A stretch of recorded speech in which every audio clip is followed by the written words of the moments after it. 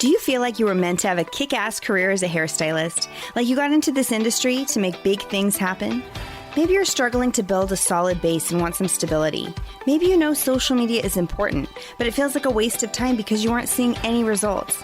Maybe you've already had some amazing success, but are craving more. Maybe you're ready to truly enjoy the freedom and flexibility this industry has to offer. Cutting and coloring skills will only get you so far, but to build a lifelong career as a wealthy stylist, it takes business skills and a serious marketing strategy. When you're ready to quit just working in your business and start working on it, join us here where we share real success stories from real stylists. I'm Britt Seva, social media and marketing strategist just for hairstylists, and this is the Thriving Stylist Podcast.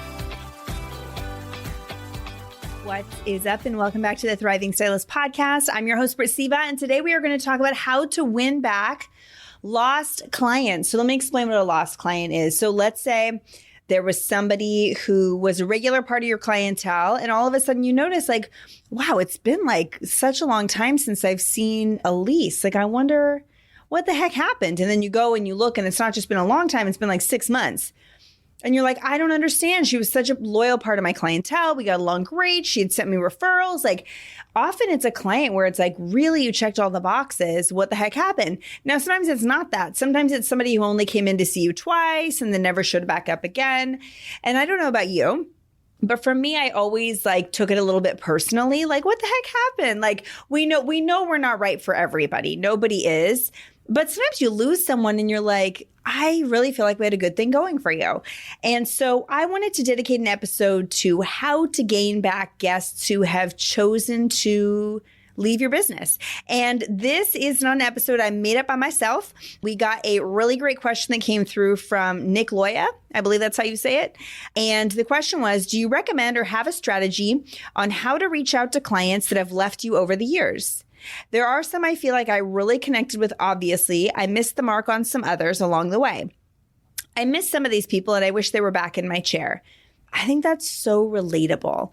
And thank you for submitting this question. If anybody listening to this has a specific question you hope I hit, please leave a rating or review on iTunes and ask your question there. I skim through there every single month and choose my upcoming episodes. So to Nick, thank you so much for submitting this one. And I'm excited to dive back in. So when I was at the salon, which would have been 2008 to 2016, we ran something called a win back campaign. Now, ever since then, I have coached stylists and salon owners to do a whole series and slew of different concepts to connect with clients who have left their stylist, to regain that business back, to learn more about why they left. And today I want to dig into exactly what you can do, what you can implement into your business to get some of these strategies off the ground. So before we dig in, we need to do some deep dive prep work questions. So I'm going to ask you 4 questions, and then your answers to these 4 questions are going to help us to decide kind of what we take as next action steps together. So number 1, when is your lost client churn point? So churn is a word that's used in mainstream business, and it essentially means like lost client. Like the churn point is when somebody leaves your universe. They are no longer investing in your business, in your brand. That's called the churn point. Now, for businesses that have one-off transactions, I'm trying to think, like when you look at Google phones or Apple phones, the churn point for them would, I guess, be when somebody switches from a iPhone to a Google Pixel. That would be the churn point for Apple customers. However, when you look at a business like that, it's very one-off transactional. Are they trying to win loyalty over?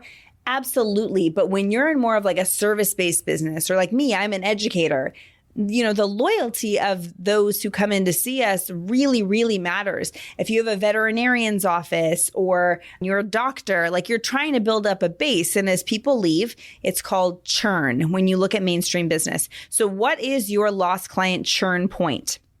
Every business has one. So if you mostly specialize in like root touch-ups or extension clients or something that requires like pretty frequent touch-up maintenance, your churn point is probably somewhere around the 3 to 4 month mark. Like if you had somebody that you were doing gray coverage on and they have not come in to see you in 4 months, you can probably bet that they're going somewhere else. Now, that's not a hard and fast rule for everybody, right? Some people do like gray blending and it takes longer. I got it. But what I'm saying is you want to find like an overall go-to based on your market. What is your average churn point? If you are somebody who specializes in lived-in blondes, your churn point could be like 9 months, a year, like way longer, right? Because maybe you have some blondes who truly only come in to see you once a year. Okay, so then at the 13-month mark, we consider them a lost client. Like that would be the churn point. If you're a barber, your churn point might be more like 6 weeks. Like if most of your clients come in every 4 to 5, like your churn point is going to be much shorter, right? Maybe it's 8 weeks or something like that. But what you need to do is find the point in which you can safely assume that if a guest has not been in to see you in that range of frequency, they've likely chosen to go somewhere else. Okay. So first, find your average client churn point. Second, when we decide to put these efforts into place, recency really counts. Meaning reaching out to those who left your business not so long ago will generally speaking be more effective than reaching out to clients who haven't seen you in 5 years, right? So recency counts. So whenever we put these efforts into place, which we will get to the efforts, I promise, what you want to do is start with the guests who have stopped seeing you within the last year, and then extend your range out from there. So I had no qualms about, I would do a lost guest campaign or a win back campaign with clients who hadn't been to the salon in 5 years. I would totally do that. But I would always start with the clients who hadn't been to see us in 6 months, 8 months, a year, 18 months, right? And then I'd work my way out because the recency really counts with these efforts. Number 3, what services are your priority? So let's say I specialize in textured hair. Like I work with curl. I'm a curl cutting specialist. I do a lot of styling services. And 2 years ago, I was doing a bit more broad of a range. Like I was doing cuts, color, a couple extension clients here or there. I would do weddings from time to time. I probably don't have to reach out to the clients who were root touch-ups, who had short bobs. Like if that's not what my clientele looks like today, I might skip them over. And the reason why I share that is when you do a win back campaign, A, it's very time consuming. So you don't want to be wasting your time, energy, or efforts. And B, the way to win in the industry today is to be special and have a specialty. Like specialists are deeply winning in the beauty industry. Now, if you're brand new to the industry, I'm not saying specialize on day one, but when you're at the place of growing and scaling and you're really building out your clientele and building out your brand, being a specialist really helps. It's like the fuel to the fire. And so if a client, you love them, you adored them, but they no longer want what you offer as a specialist, probably a good thing that they left. So we skip over them. And number 4, has your target market changed? And does your branding reflect that? Does your branding reflect that? One of the things I noticed, I was combing through the Thriver Society community last weekend, I think it was, and I noticed that there were so many rebrands going on, like so many people. And it's not because the brand that they had before didn't work. It did work, but now their business has elevated. And because their business has elevated, they're doing a rebrand again. So some of these people are on their 2nd, 3rd, 4th rebrand, which is exactly what business should look like. I have been coaching online since 2015, so 9 years now, and we're on our 6th rebrand because the business has grown so much that has to happen. So this is all very normal. So you have to ask yourself, like, has the business changed and does the brand reflect that before I put these efforts into place? Okay. Now, there's 3 types of efforts we can take with lost guests or clients who have moved on. The first is going to be at-risk client efforts. So we have at-risk clients. Then we have lost clients. And then we have our recovery efforts. 3 totally different things, okay? So let's look at each. So we'll start with the at-risk efforts. So this starts at the churn point. So let's say you decided your churn point, you're a barber and your churn point is 7 weeks or 8 weeks. Okay, so maybe your client has gone to see somebody for just one other haircut, right? They chose to go somewhere. It wasn't with you. There's a pretty good chance of you winning them back if you do it correctly versus if they haven't seen you in 18 months, they've likely deeply moved on to somebody else, right? So if you hit them right at the churn point, they're considered at risk. They're not lost just yet. So let's say it's somebody who's a root touch-up client. They haven't been in to see you for 3 months. They used to be like an every 8-weeker or something like that. At that 3-month mark, you drop a line. And when you do, you assume that they just got busy, life happened, looks like it's time to get you back on my books. You make the assumption that they are still very much a part of your clientele. You don't say things like, did you get sick of me and go somewhere else? Like, you don't even make it funny and do it tongue in cheek. Like, you fully make the expectation of, hey, I know life's been busy, it's summer or whatever you want to say. Looks like it's been a little bit. Let's get you on my books. I do have time available on, June 22nd or whatever. Maybe suggest an appointment time, but you assume that they want to come in to see you. If they respond saying, hey, thanks, I actually have moved on and now I'm seeing somebody else, then you shift forward and move on to lost client efforts, which I'm going to talk about in a second. But if they don't respond, at your next cancellation, you reach out to them again, and you reach out to them very first thing and say, hey, I checked in with you a couple weeks back. I didn't hear. I happen to have an opening tomorrow. I know you love those Thursday night spots. I have tomorrow at 5 p.m. Does that work for you? Again, assuming that they want to be a part of your business, but now you're like doing them a solid. You're being proactive. You're trying to get them in. If after those 2 points of contact, they do not respond, you can assume that they've moved on and do not want to be in contact with you, at least in that one-to-one fashion at this point. Now, we're going to come back to those people in a moment, but I want to switch to lost client efforts. So assuming that you did that, at the churn point, you reached out and somebody said, hey, Britt, thanks for reaching out. I've actually moved on. Okay, so we know that they've left us. Or maybe that doesn't even happen yet. Like, maybe you didn't hit them at the churn point. Maybe they've been gone for 6 months. That's totally fine. But at the point where you're 99% certain a client has moved on from you, you switch forward to these efforts. So we call it like it is at this point. We don't pretend like they're still a part of our business because they're not. I like to start with an email or a text, not a phone call, too aggressive. Email marketing is becoming less and less effective as years go on. Trust me, I know lots of people are still coaching to and promoting email marketing. I totally get it. My opposition to it is, how many of you check and read every single email that hits your inbox? Can I be honest with you? I'm not even in the habit of checking my email every day anymore. And I used to check my email several times a day. My inbox is cluttered. I'm distracted. I'm doing other things. It's kind of fallen out of habit for me. And I don't think I'm a one-off in that. So email is just a little bit less effective than it used to be. So email or text, don't do a phone call, too aggressive. And you call it like it is. You say, hey, I noticed that we're no longer working together. I've really missed our time spent. Is there anything I could have done differently that would have made you stay? Call it like it was. Ask for a little bit of feedback.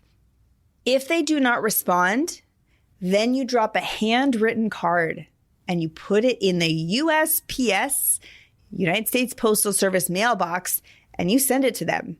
Because I don't know about you, I miss a lot of emails. If you know me personally, you know your girl also misses a lot of text messages. I'm pretty bad. But if you send me something in the mail, I'm not going to miss it. I'm going to catch it every time. And most of you are wired the same. Like, if something actually hits you in the physical mail, you're going to read it. If at that point they do not respond and or share constructive feedback, you thank them so much, say you're always here if they need anything, and then that's it. Okay? So this is not let's say they respond and they're like, yeah, I've got to be honest, like, you always ran late, you always ran long, I got tired of it. You don't respond and say, oh my gosh, I'll be so much better, please come back in to see me. It's almost like, go back to like high school, when you broke up with your high school boyfriend or girlfriend and they're like, listen, I'm just not that into you anymore. And then you're like, no, please, like, I'll be better. Like, it gives that energy where it's like, oh my gosh, no, just like accept it for what it is. So you want to still appear like confident and strong. So just say like, thank you so much for your feedback. I really appreciate it. And literally, do not even get into it. Don't say, this is something I've been aware of, or I was really only late for you 2 times. Like, don't get offensive. Then you start to look unprofessional. Just say, thank you so much for your feedback. Please just know I'm always here for you. Always appreciated our time together. Best to you and your family. Like, take the high road. No matter what the feedback is, trust me on this one. Like, you getting defensive or you trying to explain yourself is only going to make it messier. There is no point or purpose. Okay, so then you let it go. Then there's the client recovery efforts. So this is for clients who have been gone 1 year or more. Okay, remember I said that recency counts. So hitting at the churn point is the best thing we can do. And then there's gaining back the lost clients who are kind of in that gap between churn point and 1 year, where we're kind of like looking for information. And or, I should have mentioned this too. Sometimes you'll do that, what I said, and you'll send out the text or the email and it will say like, hey, it looks like you've moved on. Is there anything I could have done differently? You'll actually be surprised at how many people say like, to be honest, you're right. I did move on.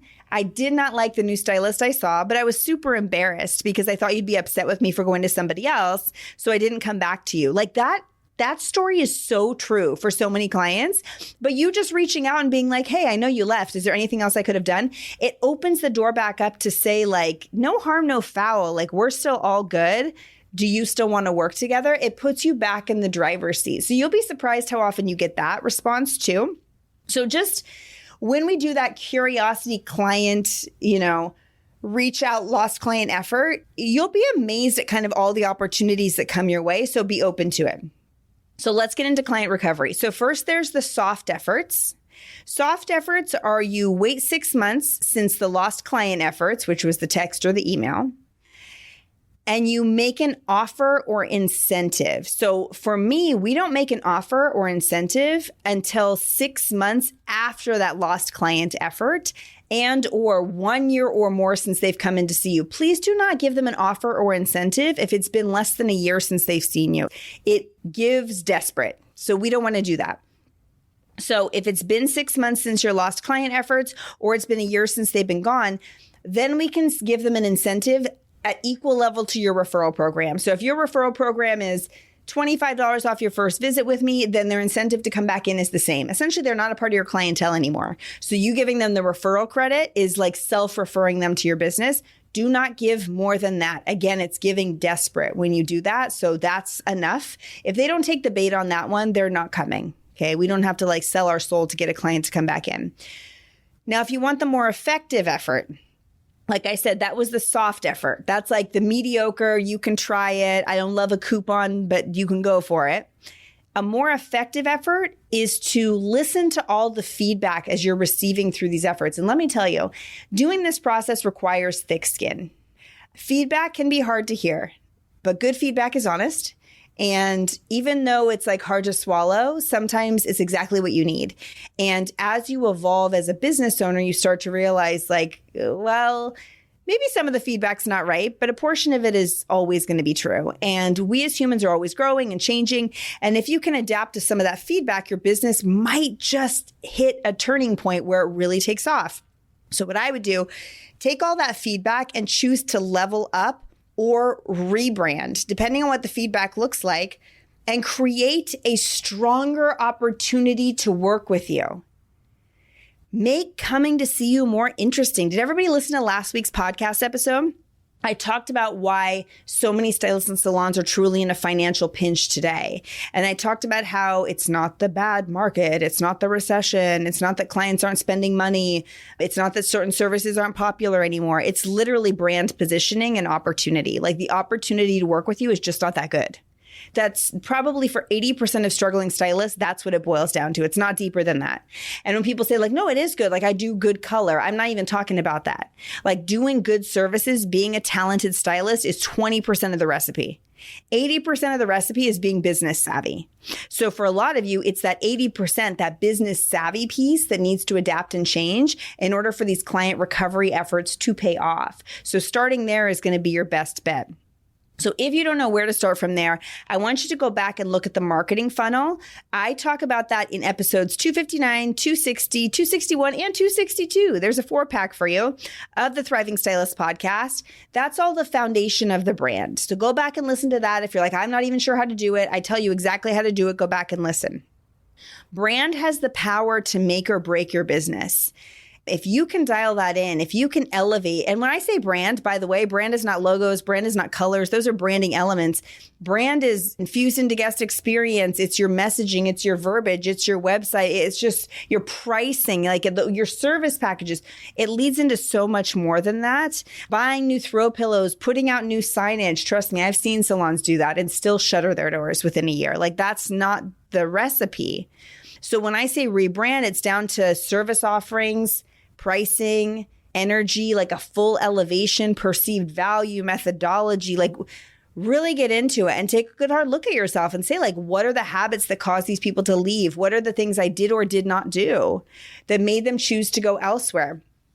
I like to really think about the relationship that we have with our clients, kind of like dating, where it's like, just because, my husband and I have been together for over 20 years now. We both dated other people before we found each other. And we say all the time, like, thank goodness we ended up with each other, because we look back and it's like anybody we dated before, it's not that they were bad people. They just were not our people. And I think it's the same when it comes to like choosing a stylist or salon owner. Like when a client leaves you, it's not because you're the worst. It's because you weren't for them anymore. And, I don't want you to be that person who's like, I'm going to change so that I'm like right for them. But one person leaving is fine. 3 people leaving is weird. 5 people leaving is a problem. Like at some point you have to start and say like, it's me. Hi, I'm the problem. It's me. You have to start to look at the world around you and say, are people leaving because it's a them issue, or are people leaving because I've instituted a pricing method that doesn't work for my target market and clientele? Are people leaving because they, my brand and my target market has changed and they just don't fit it anymore? Or are they leaving because I've started to run late, I've started to run long, my appearance has kind of shifted, I'm not really as into it anymore, I'm doing services that make me resentful, I've cut corners in my guest experience, I moved to a salon and it's not as great. Like you have to start looking at the hard facts and asking yourself, what are the things I can do to control this narrative? And then using these techniques to bring awareness to the fact that you are elevating. You are worth it. You are somebody that somebody should continue the relationship with. That's what it looks like. All right, y'all. I hope you've loved this one as much as I did. Please leave me a rating or review and ask any question you have if you've got one. And as I always like to say, so much love. Happy business building. I'll see you on the next one.